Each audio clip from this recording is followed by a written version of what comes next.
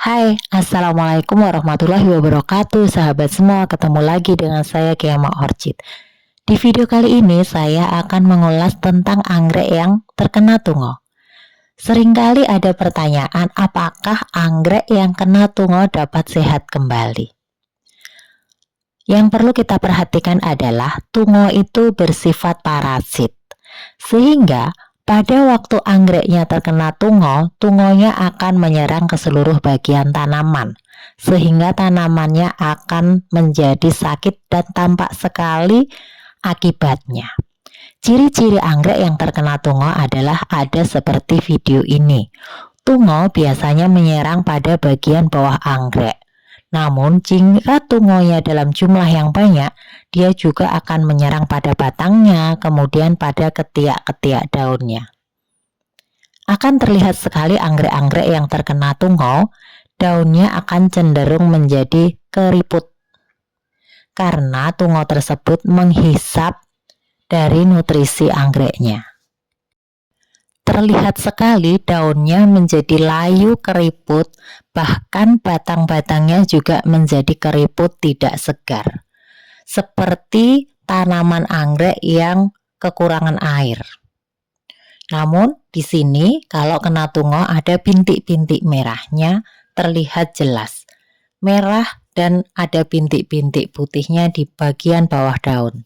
Bahkan untuk di bagian batangnya pun juga seperti ada bintik-bintik merahnya jika diperhatikan dengan lebih jelas lagi, lebih dekat lagi.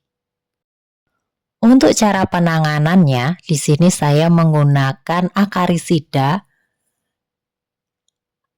Untuk dosisnya kita sesuaikan yang tertera pada kemasan. Walaupun di dalam dosis ini menyebutkan untuk cabai maupun jeruk.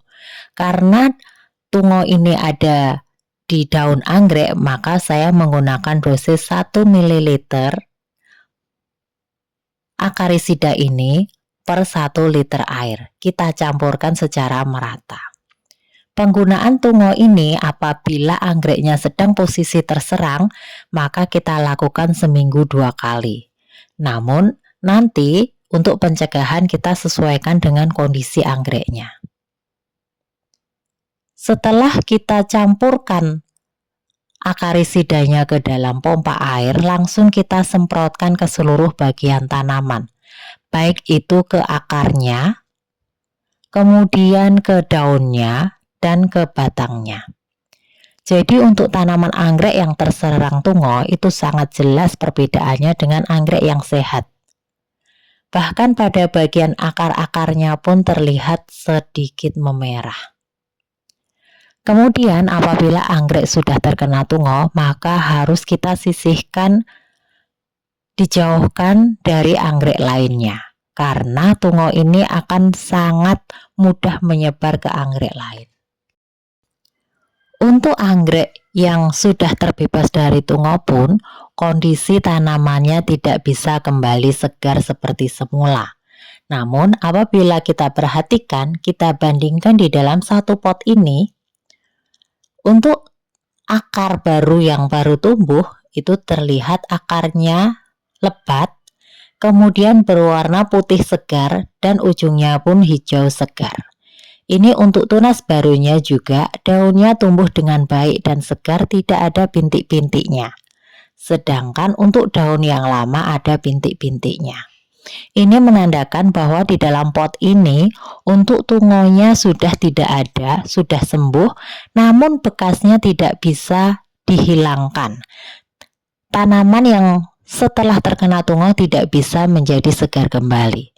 Nah, ciri-cirinya yang sudah sehat tadi terlihat, yang di dalam satu rumpun yang sehat akan terlihat daun barunya sudah segar.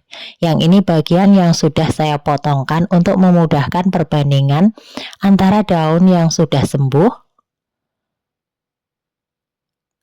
akarnya terlihat hijau pada ujungnya, kemudian akar yang bagian pangkalnya berwarna putih segar. Ini menandakan anggreknya sudah sembuh. Kemudian tunas barunya pun juga berwarna hijau segar.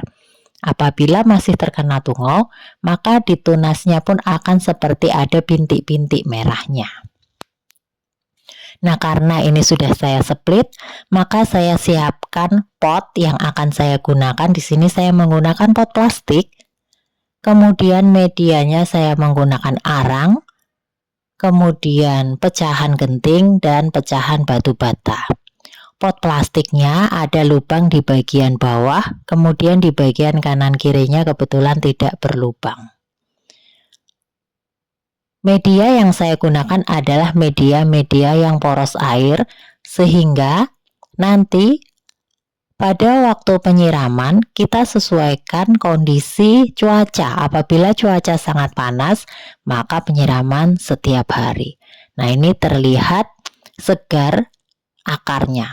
Yang harus diperhatikan pada waktu akan menanam keki adalah bagian tunas kita taruh di tempat yang lebih longgar, jangan sampai terbalik, karena itu nanti tunas barunya akan tumbuh ke depan, sehingga bagian tanaman yang lama kita taruh mepet ke belakang atau mepet ke potnya. Kemudian kita sesuaikan untuk penaruhan medianya antara arang, kemudian pecahan batu bata, kemudian pecahan genting. Kita tata secara teratur sehingga posisi anggreknya kuat dan tidak goyang.